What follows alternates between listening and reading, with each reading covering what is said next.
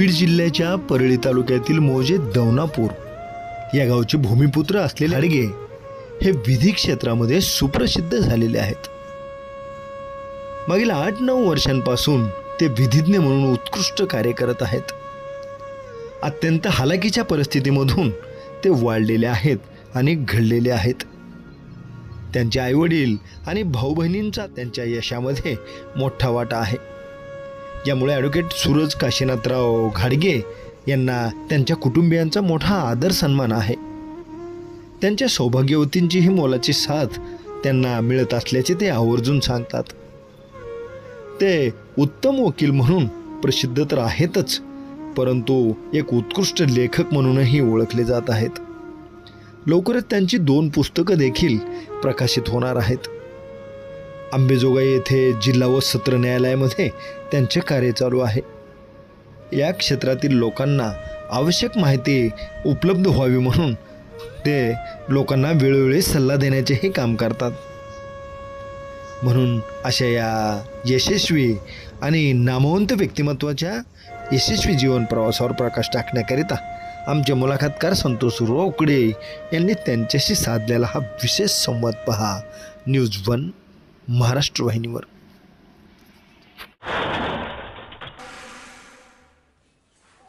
नमस्कार, मी advocate SK घाडगे। मी अंबेजोगाई जिल्हा व सत्र न्यायालय येथे प्रॅक्टिस करतो। तसेच माझं मूळ गाव दौनापूर, तालुका परळी, जिल्हा बीड असे असून मी अंबेजोगाई न्यायालयामध्ये जवळपास 8 ते 9 वर्षापासून प्रॅक्टिस करतो। तसेच माझे मोठे बंधू मिलिंद घाडगे आणि माझे वडील, आई, आमच्या बहीणबाई यांनी माझ्या आयुष्यामध्ये खूप मोलाचं योगदान दिलेलं आहे। खूप प्रेरणा मिळाली आहे मला त्यांच्यापासून। आणि हे काम करत असताना वेळोवेळी प्रत्येक माझ्या सुखदुःखाच्या क्षणामध्ये माझी पत्नी ज्योती हिचे पण खूप मोलाचे योगदान आहे। आता भविष्यामध्ये काम करत असताना मी 2 पुस्तकं तयार करण्याच्या तयारीमध्ये आहे। पहिलं असं की गावखेड्यातला वकील। आता गावखेड्यातला वकील या पुस्तकासंदर्भात सांगायचं झालं तर सामान्य माणसांना किंवा गावखेड्यातील जे व्यक्ती असतात त्यांना कायदेशीर जे काही अडचणी येतात त्या अडचणीचं प्रत्येक त्यांच्या प्रश्नाचं उत्तर त्या पुस्तकामध्ये असणार आहे। आणि दुसरं पुस्तक असं की ते पुस्तक जे नवीन वकील मंडळी या क्षेत्रामध्ये येतात त्यांना कोणत्या कोणत्या अडचणी येतात आणि त्यांनी काय काय केलं पाहिजे ज्यामुळे ते यशाच्या जवळ जातील, त्या पुस्तकाचं नाव आहे द फर्स्ट इयर लॉयर असं। तर मी हे पुस्तक लवकरच प्रकाशित करणार आहे। तसेच माझ्यामार्फत जे गरजू लोक आहेत त्यांना मी नेहमीच मोफत सल्ला आणि कुठल्याही प्रकारची फीस न आकारता त्यांचं काम करतो। तसेच माझ्याकडे आलेल्या व्यक्तीचं एक माझं कर्तव्य म्हणून योग्यरित्या त्यांना न्याय देण्याचा प्रयत्न करतो। थँक्यू।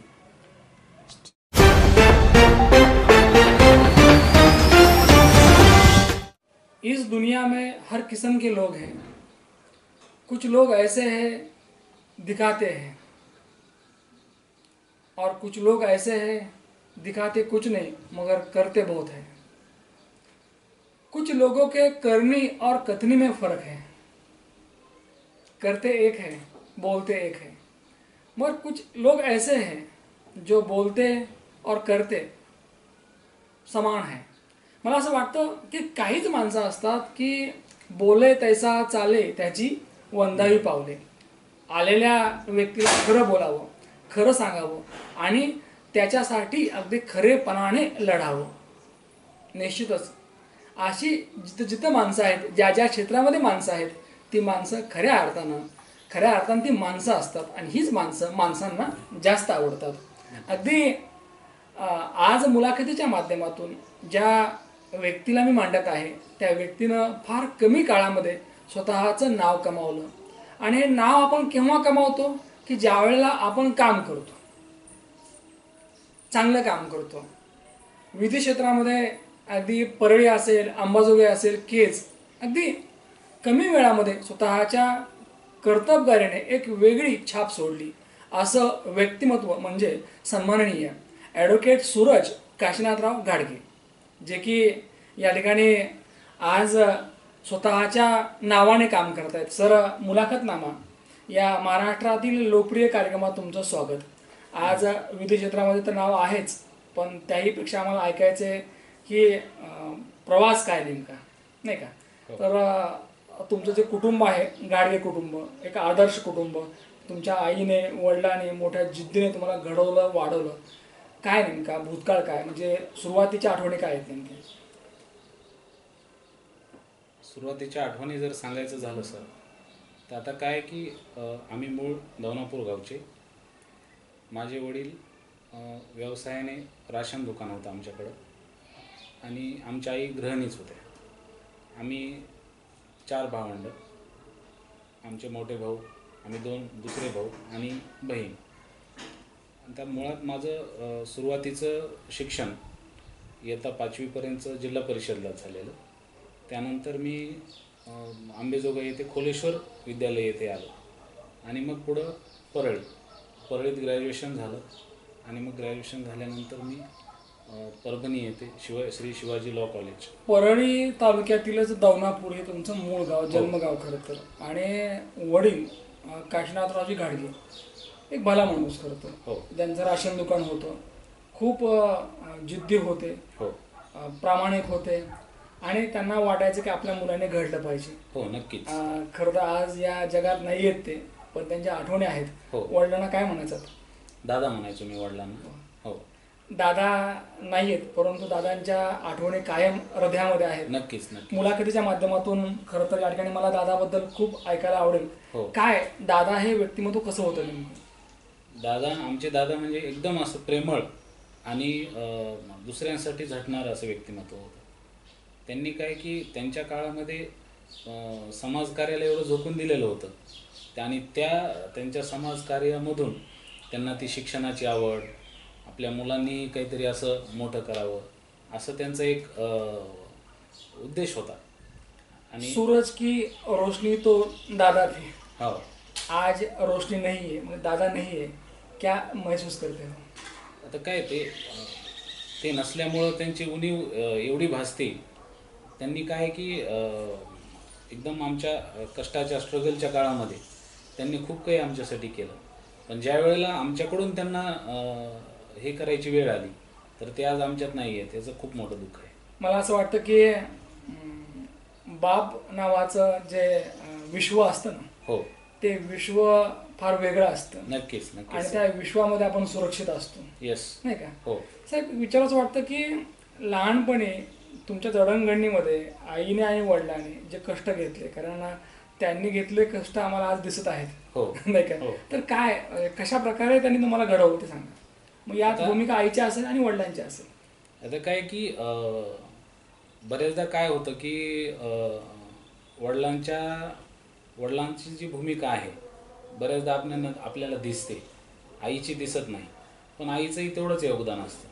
तसंच आमच्या सुद्धा बाबतीमध्ये आहे की आमच्या वडिलांनी जेवढं म्हणजे आमच्यासाठी मेहनत घेतली किंवा जेवढे कष्ट घेतले तेवढेच आमच्या आईनं सुद्धा घेतले.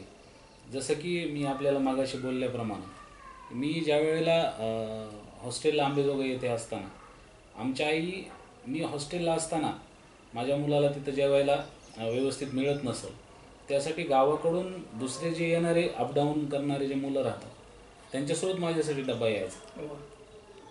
आणि हे फक्त आईच करू शकते. हे फक्त आईच करू शकते. म्हणजे हे आईला न सांगता कळतं की माझ्या मुलाला तिथं जेवायला मिळत नसेल. आणि त्या काळात असं होतं की प्रवासाची एवढी काही सोय नव्हती जसं आता आहे. मोटरसायकल वाढल्या असतील किंवा बसेस वाढल्या असतील, त्या काळी फक्त एक बस यायची, सकाळी यायची आणि तीच संध्याकाळी हे व्हायची.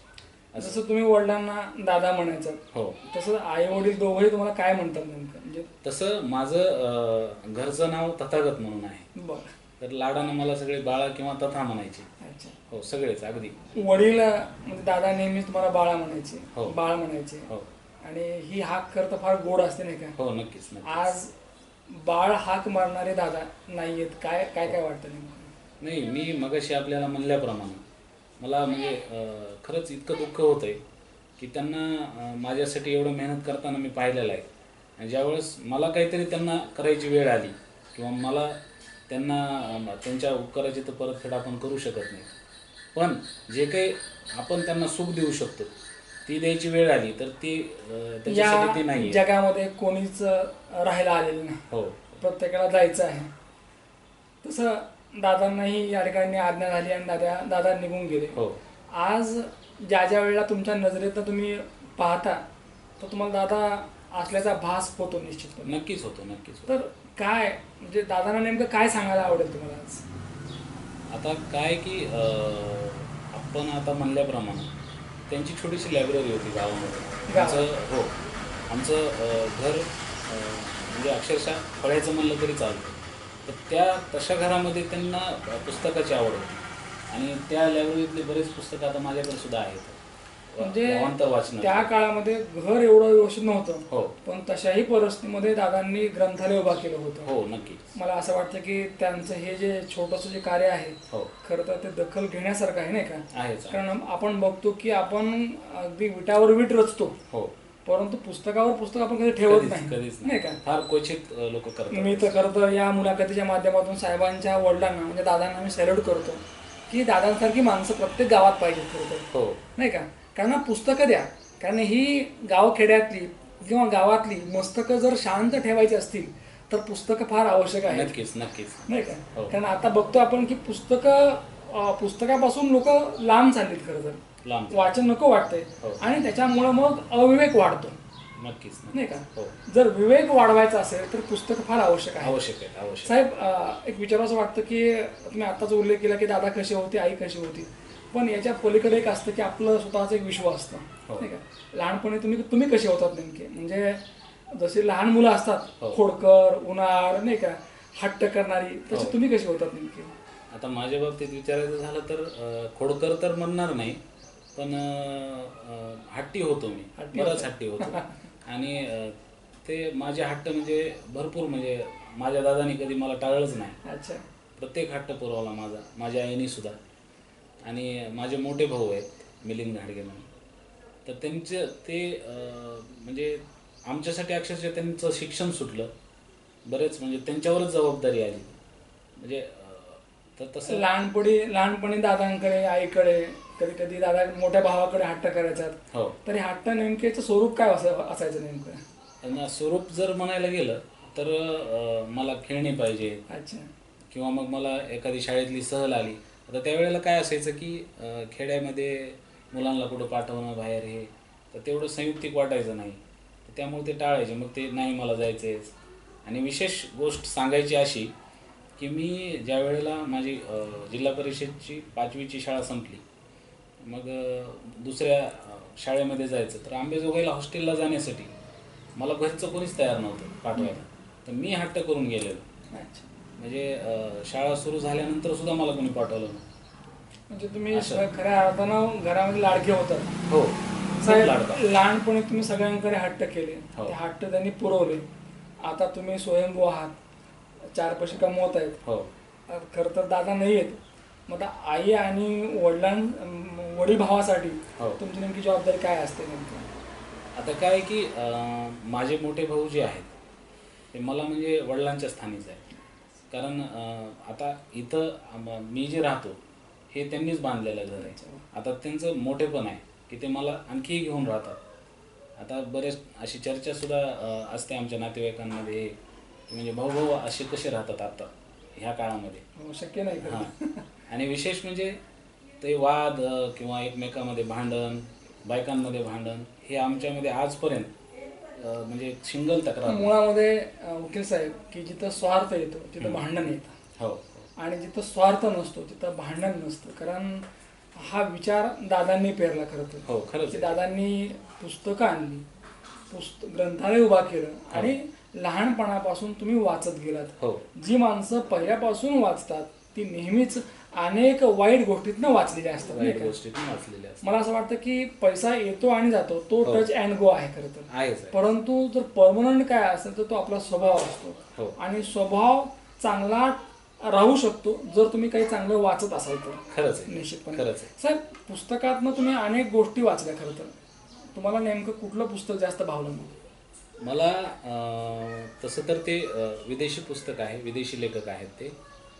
तो फायनान्सवरती अवलंबून आहे, रिच डॅड पुअर डॅड. अच्छा. म्हणजे माझी मानसिकता खरी तर त्या पुस्तकानं चेंज केली. Rich dad poor poor dad. Dad म्हणजे पैशाकडे बघण्याचा जो दृष्टिकोन असतो लोकांचा, माझा त्या पुस्तकामधनं चेंज झाला. आणि मी तुमचा दृष्टिकोन काय नेमका चेंज झाला? म्हणजे ते पुस्तक असं सांगतं आपल्याला की तुम्ही खर्च काय करायला पाहिजे, किंवा काय विकत घ्यायला पाहिजे, कुठे इन्व्हेस्टमेंट करायला पाहिजे, थोडक्यात पैसा कसा वापरायचा, तो कम्प्लिटली चेंज झाला माइंडसेट माझा.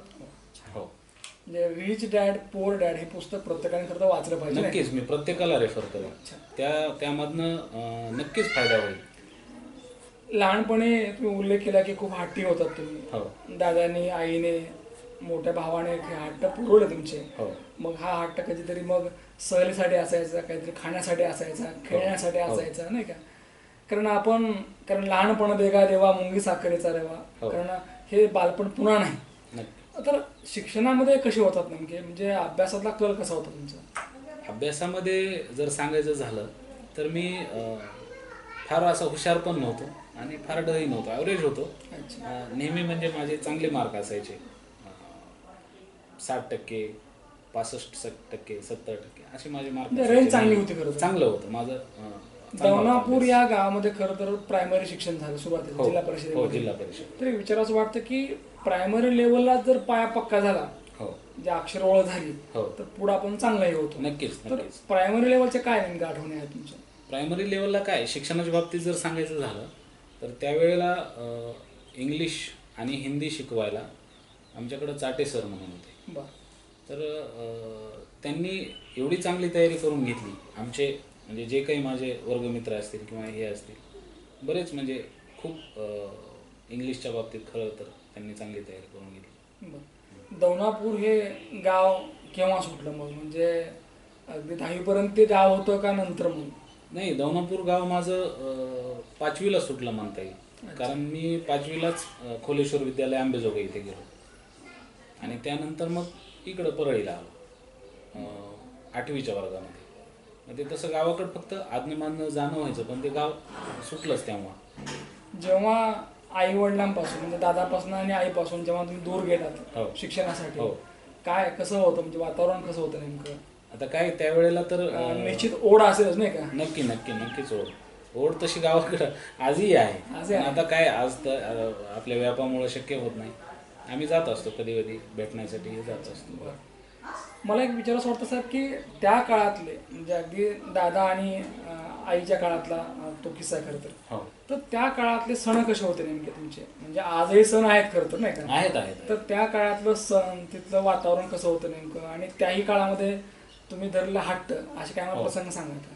नाही, त्या काळातलं सणांचं वर जर बोलायचं झालं तर आत्ता सण आहेत पण पहिल्यासारखे नाही, हे तुम्हालाही मान्य आहे.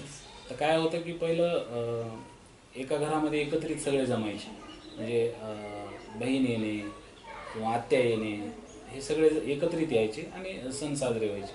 आता ते थोडं प्रमाण कमी आहे. मला असं वाटतं की जुन्या काळामध्ये माणसाबद्दल जास्त प्रेम होतं, आपुलकी हो, होती. हो.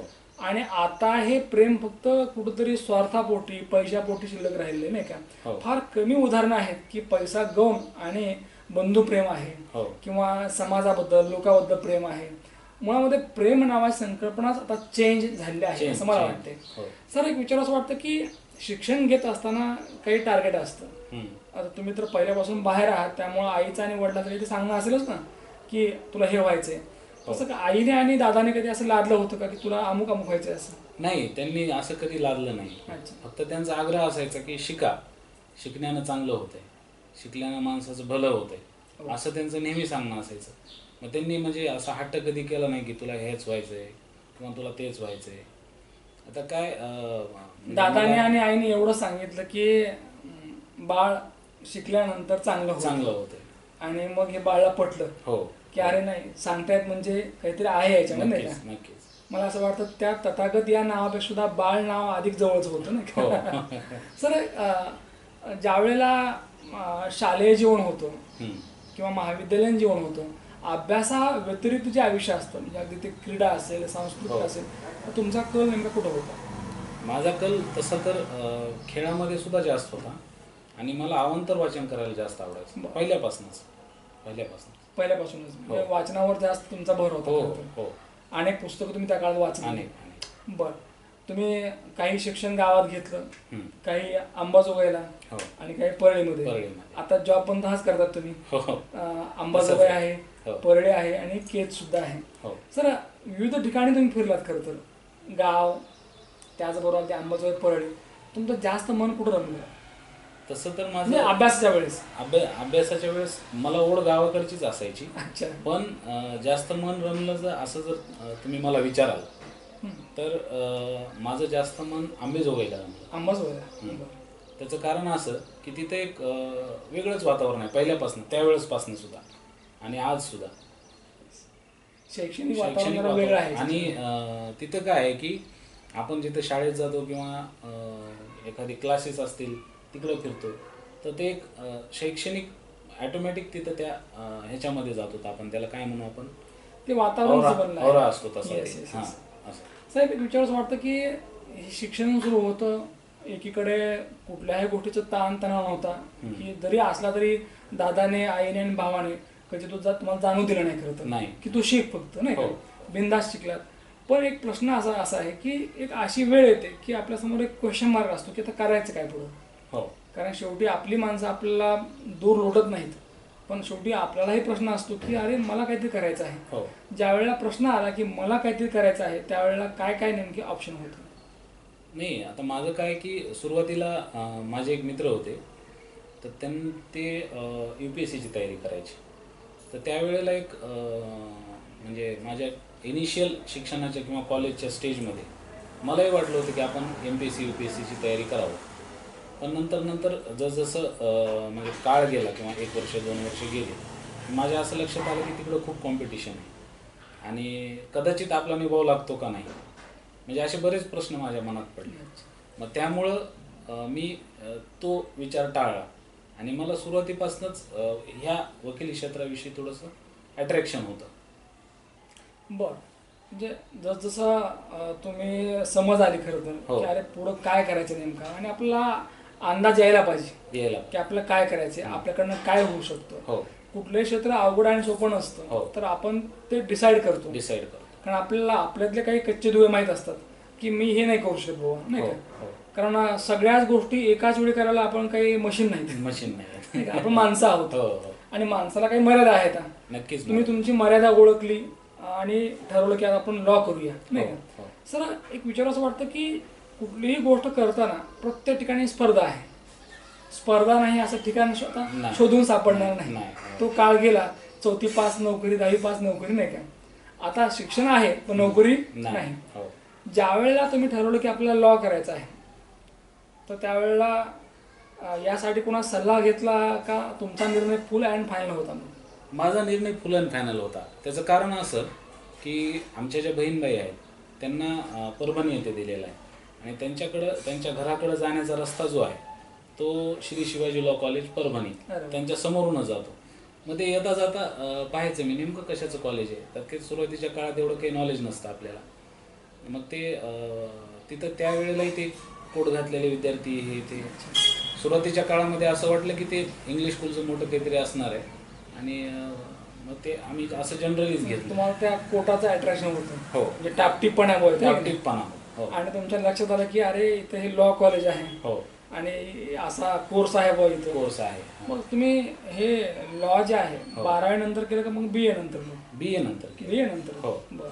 तसं तुम्ही मग एक उल्लेख केला की बराच काळ तुम्ही अगदी प्रायव्हेट जॉब पण केला आहे. हो. म्हणजे हे लॉ करत करत केला का लॉ झाल्यानंतर केला का अगोदर केला मग? नाही, माझा जॉब चालू असताना लॉ पण चालू होता. अच्छा, हो, म्हणजे सायमल्टेनियस सुरू होतं. सायमल्टेनियसली चालू होतं. बहुत बढिया. हो. म्हणजे तुम्ही अर्न अँड लर्न केलं तर येस, कमवा आणि शिका. कमवा आणि शिका. असं का वाटलं बरं नेमकं की आपण कमवत शिकू म्हणजे शिकलं पाहिजे? नाही, आता काय झालं की सुरुवातीपासूनच एक माझा स्वभाव म्हणा किंवा हे म्हणा की मला जे मला लागतंय ते माझं मीच केलं पाहिजे असं मला वाटतंय. मग त्यामुळं सुरुवातीपासूनच मला आता आपल्याला ड्रेस घ्यायचा आहे किंवा आपल्याला एखादी वस्तू घ्यायची, मग त्याला माझेच पैसे असले पाहिजे, आपण दुसऱ्याकडून का घ्यायचे. मला असं वाटतं वकील साहेब की या जगामध्ये सोची जाणीव असलेली फार कमी आहेत. हो, स्वाभिमान, स्वाभिमान. मी केलं पाहिजे, मी पुढं झालं पाहिजे, हम्म. ही जाणीव फार कमी आहे खरं तर. हो. हल्ली बघतो आपण की बऱ्याच वेळेला मुलं काहीच करत नाहीत, हम्म. अगदी शाळेमध्ये असतात आणि वडिलांची परिस्थिती नसते. हो, जर खिसा चेक केला तर 100 रुपये सुद्धा सापडणार नाहीत. खरंच. तर अशा वेळी ही मुलं मग मोबाईल द्या, गाडी द्या, हो, अगदी वेगवेगळा हट्ट करतात आणि तो हट्ट जर पूर्ण झाला नाही तर शेवटी आत्महत्या पण केलेली असते. केलेली असते. तुम्ही असे बरेच प्रकरण ऐकले हो, हो, असतील, नक्कीच. हाताळले असतील, नक्कीच. नाही का? हो, नक्कीच. पण एक तुमचा काळ होता, आमचा काळ होता की ज्या काळामध्ये मुलं आई वडिलांची परिस्थिती पाहायची, हो, अंतरून पाहून ते पाय पाय पसरायचे पसरायचे. आणि मग 4 पैसे कमवायचे. ते तुम्ही तेच केलं. हो. मला असं वाटतं की तुमची ही जी कर्तबगारी किंवा तुमची कामं करण्याची पद्धत, विचार करण्याची पद्धत दादांना खूप आवडली असेल. नक्कीच, नक्कीच, नक्कीच. ज्या वेळेला तुम्ही अगदी शिकत शिकत या ठिकाणी काम करत होतात तर साधारणतः किती पैसे मिळायचे? मला आता तुम्हाला हसू येईल, सुरुवातीला मला म्हणजे पहिला जो पगार होता माझा 1,500 रुपये होता. 1,500. 1,500. बरं. तर त्यानंतर मग हळूहळू टप्प्याटप्प्याने एक 7 वर्ष मी काम केलं त्यांच्याकडे. तर माझा लास्ट ज्या वेळेला मी ते काम सोडलं त्यावेळेला 4,000 पगार होता. असं. म्हणजे तुम्ही ते प्रामाणिकपणे केलं काम? हो, हो, नक्कीच. कमी पैशामध्ये? कमी पैशामध्ये. वा. मग या पैशामध्ये तुमचं भागायचं का मग काही पैसे उरायचे मग? नाही, जेमतेम आता काय की आपले खर्च खूप कमी होते पहिल्यापासूनच, त्यामुळे माझं भागायचं त्यामध्ये काही पैसे हाताशी कदाचित राहायचे. रिच डॅड आणि पुअर डॅडचा परिणाम असेल. कसं म्हणता येईल तसं. कारण तुमच्याकडे आर्थिक नियोजन होतं नाही का? हो. सर, ज्या वेळेला लॉ पूर्ण झालं हो, नाही का आणि आता खऱ्या अर्थानं एका वास्तववादी जगाला तुम्हाला सामोरं जायचं होतं, हो, कारण कोर्ट अंगात घालणं फार सोपं आहे नाही का? खरंच आहे. परंतु त्या ठिकाणी काम करणं एक चॅलेंज असतं. चॅलेंज असतं. बऱ्याच वेळेला अख्खं आयुष्य निघून जातं पण तरीही आपण स्टँड होत नाही. हो, नाही, प्रत्येक ठिकाणीच करतो. सगळीकडेच आहे तसं, तर सगळीकडेच. तुमच्या समोर नेमके काय प्रश्न होते? म्हणजे असं कधी वाटलं नाही का की आता आपण लॉ तर पूर्ण केलाय बुवा, हो, LLB पूर्ण केलंय, पण आपण टिकूत की नाही टिकू? कारण to be or not to be असतो. हो. तुमचं काय होतं नेमकं? आता काय की इनिशियल स्टेजला मी म्हणजे इकडं वकिलीकडं वळण्याच्या किंवा माझ्या 3rd इयरच्या वर्षामध्ये आम्हाला एक शिक्षक होते, वसीम सर म्हणून. तर त्यांनी नेहमीच असं प्रेरणादायी मोटिवेशनल गोष्टी सांगायचे. मुस्लिम समाजाचे होते ते. तर त्यांनी लास्ट इयरला ज्या वेळेला कॉलेज संपत आलं होतं त्यावेळेला एक किस्सा सांगितला होता की त्यांनी म्हणायचे की तुम कोर्ट में जाके बैठो और खाली 10-15 मिनट 20 मिनट ऑब्झर्व करना. असाच एका विद्यार्थ्यानं प्रश्न विचारला, सर आता कंप्लीट व्हायला लॉ, आता कसं आमचं कसं होणार, काय करावं आम्ही? तर ते मग वसीम सरांनी सांगितले तुम 10-15 मिनट जाके बैठो उधर और खाली ऑब्झर्व करो कौन सा वकील कैसा आ रहा है, क्या कर रहा है. तर मग त्यावेळेला काय होतं की त्यांनी म्हणजे एवढं प्रेरणादायी वाटलं त्यावेळेला ती गोष्ट की ते म्हणाले की एक वकील येणार सुरुवातीला तर तो पायी असेल, दुसरा येईल तो बाईकवर असेल, तिसरा येईल गाडीमध्ये असेल, चौथा येईल त्याच्यापेक्षा मागड्या गाडीत असेल. तो ह्या सगळ्यांमध्ये तुम्हाला काय फरक दिसणार आहे? कायदा तर सगळ्यांनी सारखाच वाचलाय, LLB तर सगळ्यांनी सारखीच केली. मग ते ज्याच्याकडे ती मोठी कार आहे किंवा ज्याच्याकडे तो मोठं स्टँडर्ड आहे त्यांना असं काय वेगळं केलंय वा. ते तुम्हाला करायचंय. म्हणजे मग तुम्हाला जे मिळवायचे ते मिळून जाईल. प्रत्येकाचं काम तर सारखंच हो. आहे, डिग्री सारखीच आहे. डिग्री सारखीच आहे. मग असं काय घडतं नेमकं की एक वकील या ठिकाणी पायी चालतोय, हो दुसरा या ठिकाणी बाईकवर आहे, हो. तिसरा कारमध्ये आहे, चौथा अगदी महागड्या कारमध्ये आहे. हो म्हणजे यावरून एक तुम्ही बोध घेतला असेल की या ठिकाणी आपल्याला प्रचंड मेहनत घ्यायची आहे. मेहनत घ्यायची आहे. कारण कोशिश करणे वालों की कभी हार नाही होती. मला असं वाटतं सूरजजी तुम्हाला हे पटलं असेल नाही हो का? नक्कीच. मला असं वाटतं की एखादी व्यक्ती आपल्या आयुष्यामध्ये 5 मिनिटासाठी येते, हो पण ते आपल्याला आयुष्यभराचा आदर्श घालून देते. खरं तर हो तुम्हाला त्या वसीम सरांनी घालून दिलेला आदर्श नक्कीच, तुम्ही नक्कीच. कायम लक्षात ठेवला. खरं तर. लक्षात नाही का? लक्षात. कारण एखादी व्यक्ती आपल्याला काय ट्रिक्स देते हो. याकडे आपण नीट लक्ष दिलं पाहिजे. बरोबर. ज्या वेळेला प्रत्यक्षात मैदानात उतरलात नाही का, हम्म. मग तुमच्या समोर परत शहरं होती, परळी, अंबाजोगाई नाही का, हम्म. तर मग तुम्ही अंबाजोगाईची का निवड केली त्या काळामध्ये? काय होतं की इनिशियल स्टेजला आता जसजसं मी म्हणजे first year, second year, third year असं होत आलं, तर माझे काही मित्र बनत गेले होते, म्हणजे वकिली क्षेत्रातलेच ॲडव्होकेट असणारे.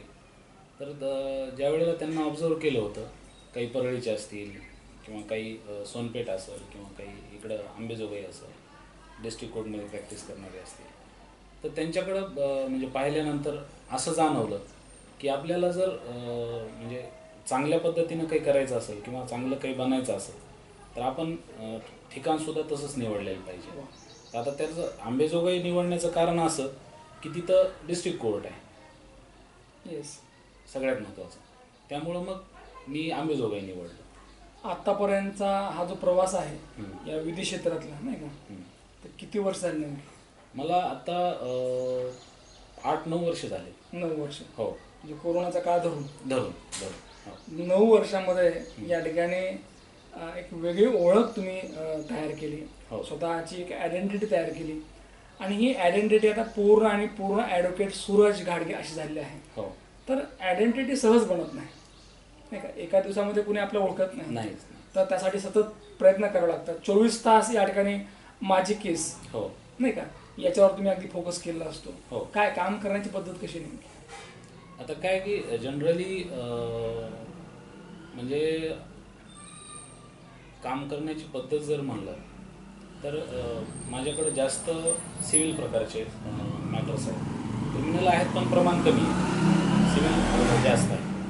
तर ज्या वेळेला आपल्याकडं एखादा पक्षकार येतो त्याचं म्हणणं घेऊन, मग त्याचं म्हणणं अगोदर आपण त्याचे डॉक्युमेंट्स घेणं, ते सगळं रीड आऊट करणं, आणि मग काय ते पुढं त्याला सजेस्ट करणं किंवा कायदेशीर सल्ला देणं की आपण कसं जाणार आहे किंवा कसं आपले स्टेप्स असणार आहे. अशा माध्यमातून आपण काम करतो. आम्हाला मिळालेल्या माहितीनुसार ॲडव्होकेट सूरज घाडगे ज्या प्रकरणात लक्ष घालतात तिथं हमखास या ठिकाणी विजय होतो. काय समीकरण काय नेमकं? नाही आता काय की आपल्याकडं काय नैसर्गिक शक्ती म्हणा किंवा काही म्हणा, मॅटरच जिंकणारे येतात. त्याच्यामुळं काही दिवसापूर्वी चित्रपट आला होता, मुंबई पुणे मुंबई नाही का, हो तसं तुमची काम करण्याची पद्धत म्हणजे अंबाजोगाई परळी अंबाजोगाई. तर हा बॅलन्स जो आहे, कारण ऑफिस परळीत आहे, हो काम अंबाजोगाईत करतायत, कधी कधी लक्ष केजकडे पण असतं, हो आणि बऱ्याच वेळेला मग छत्रपती संभाजीनगरकडे सुद्धा असतं. हो. तर ही जी काही चौफेर काम करण्याची जी पद्धत आहे, वेळेचं मॅनेजमेंट काय नेमकं? आता काय वेळेचं मॅनेजमेंट जर म्हणाल तर मी पर्टिक्युलर परळीसाठी शुक्रवार ठेवलेला. अच्छा. मग शुक्रवारी इथल्या काय जे कोर्ट डेट्स असतील किंवा पक्षकारांच्या भेटी असतील ते शुक्रवारी इथल्या, आणि मग कंटिन्यू अंबाजोगाई. आणि वेळेच्या मॅनेजमेंटचं जर झालं तर आपण तारखाच अशा ठेवतो ज्या दिवशी आपण अवेलेबल आहे तिथं, त्यामुळे ते सोयीस्कर होतं. वकील साहेब, मला विचारावं वाटतं की तुमच्यासमोर किंवा तुमच्याकडे येणारी जी व्यक्ती असते, प्रश्न घेऊन आलेले असते, उत्तर कोणाकडेच नसतं खरं. उत्तर कोणाकडे नाही का, प्रत्येकाचे प्रश्न आहेत. हो. मग या लोकांना फेस होताना बऱ्याच वेळेला आपण दमून जातो अक्षरशः. हो हो. कारण मी मगाच उल्लेख केला की आपण माणसं आहोत, मशीन नाही. हो. तर साधारणतः किती लोकांना फेस होता, कुठले कुठले प्रकरणं असतात, काय समस्या असतात? हो. कधी असे काही प्रसंग आले का की कोर्टात त्याची गरज पडलीच नाही, इथंच मिटलं ते? नाही, जनरली असं शक्यतो फॅमिली मॅटर्समध्ये घडतं. हो. कारण काय होतं की काही प्रकरणामध्ये तर बऱ्याचदा छोट्याशा गोष्टी असतात की काय मला माहेरी घेऊन गेला नाही किंवा मला हे घेतलं नाही, मग ते आपण जर बोलून हे केलं तर त्यांचं तेवढ्याच हद्दीपर्यंत मिटतं आणि ते कोर्टात जाण्याच्या अगोदरच घरी निघून जातात नांदायला. त्या ठिकाणी त्यांचे 4 पैसे नको आपल्याला, हो, पण त्यांचं मिटलं पाहिजे. मिटलं पाहिजे. मला असं मिटलं वाटतं पाहिजे. की हा खरा मानवतावाद नाही का? नक्कीच नक्कीच. कारण कुणाचं भांडण नको, भांडण कारण भांडण काही चांगली गोष्ट नाही. मी तर म्हणजे मला सांगायला आनंद होईल, माझ्याकडं फॅमिली मॅटर्स म्हणूनच नाही, कोणतं जरी प्रकरण आलं, हे क्रिमिनल सोडता, जे की खरंच अन्याय वगैरे झालाय, सिव्हिलचा असेल किंवा काही असेल, माझा पहिला प्रश्न असतो, तुमचं आपसात मिटतं का बघा. वा. आणि तो प्रयत्न झाल्यानंतरच मग आपण कोर्टाकडे जाऊ. मला असं वाटतं की बऱ्याच वेळा कल असा असतो की ते पेटलं पाहिजे नाही का, कारण जाळ लागला पाहिजे. तुमचं असं आहे की ते जाळ थांबला पाहिजे, शमला पाहिजे. मला असं वाटतं की म्हणजे या समाजामध्ये 2 प्रकारचे लोक आहेत, हो. ग्रीडी आणि नीडी. ग्रेडी अँड नेडी. तर तुम्ही ग्रीडीमध्ये मोडत नाही, तुम्ही नीडीमध्ये आहात. हो, आणि मला असं वाटतं की माणसाने नीडीमध्ये चलावं खरं तर, नाही का. खरंच. ग्रीडी असता कामा नये, कारण जी माणसं ग्रीडी होती आहेत त्यांच्यावर नेमकं काय झालं आणि काय होईल सांगता येत नाही. आणि ग्रेडी लोकांचं काय की त्यांचा लाईफ स्पॅन पण कमी असतो. Yes, त्यांना फार काळ हे नसतो. निश्चितच. साहेब, या सगळ्या धावपळीमध्ये ज्या वेळेला मोकळा वेळ मिळतो खरं तर, फ्री टाइम, हो. तर या फ्री टाइम मध्ये काय करायला आवडतं असतं?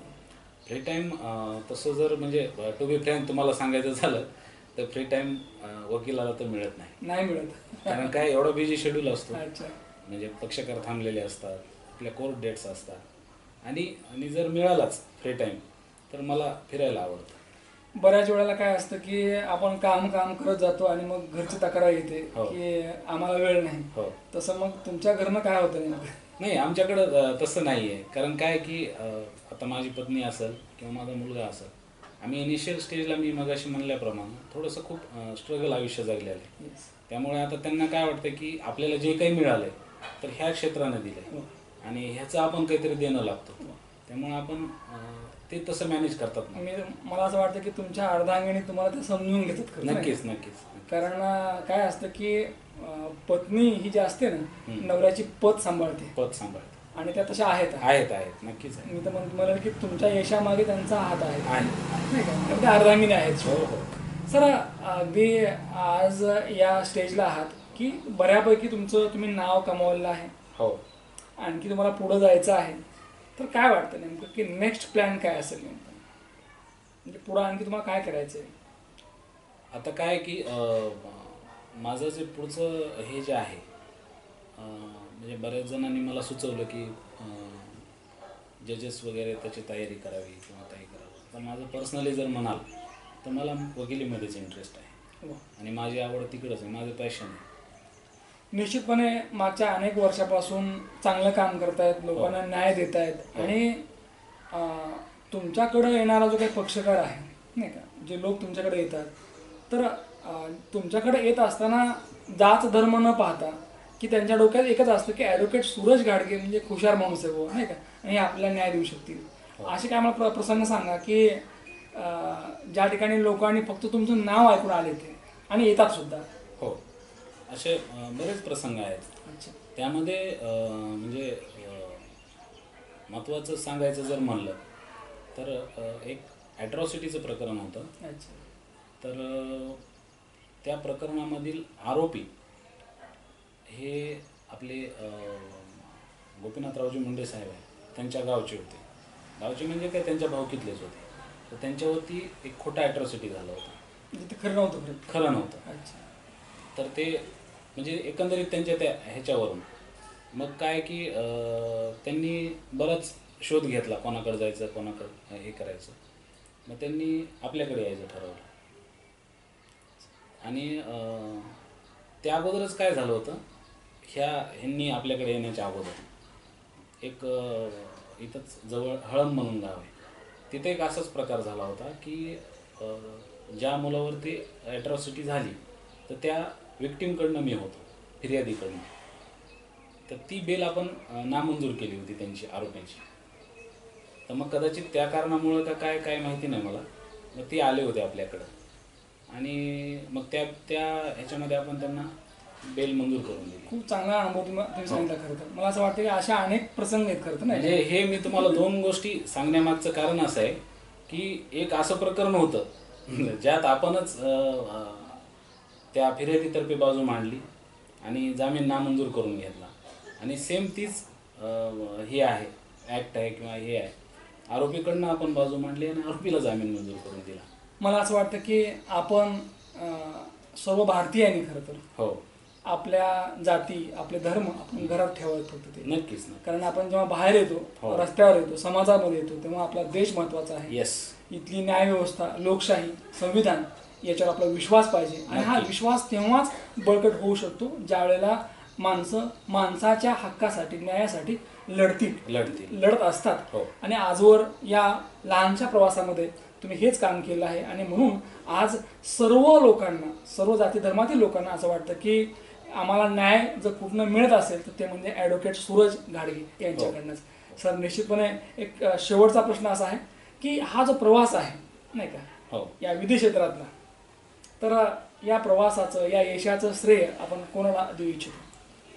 या प्रवासाचं यशाचं श्रेय जर द्यायचं झालं तर मी सर्वात अगोदर माझे आईवडील ज्यांनी मला घडवलं, त्यानंतर माझे मोठे बंधू ज्यांचा मला नेहमी आधार राहिलेला आहे, आणि त्याच्यानंतर माझे जे गुरु आहेत आदरणीय गाडे साहेब म्हणून, म्हणजे माझे वकिलीचं जे आधार आहे मी त्यांच्याकडनं बघूनच शिकलो सगळं.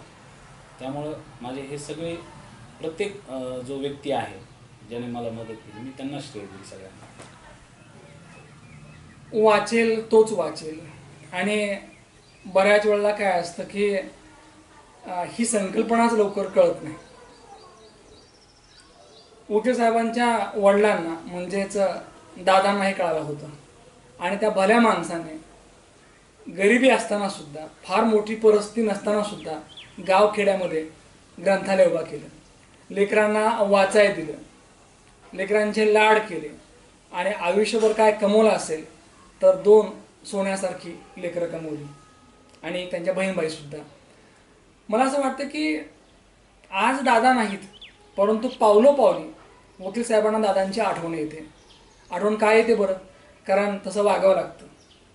दादांनी चांगले संस्कार दिले, आईने चांगले संस्कार दिले, आणि भावाने अगदी रामासारखं प्रेम दिलं. हो, अगदी या प्रेमातनं ते घडले. आज विधी क्षेत्रामध्ये येऊन फार कमी काळ झाला आहे, पण ते आले, त्यांनी पाहिलं आणि त्यांनी जिंकलं, असंच आपल्याला काहीसं म्हणता येईल.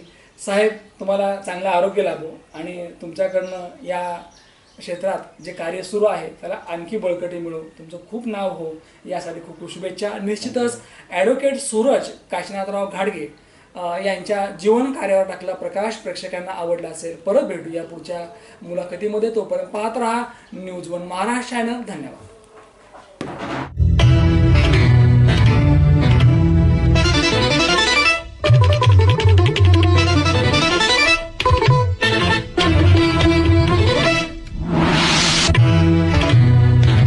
न्यूज वन महाराष्ट्र, आवाज महाराष्ट्राचा.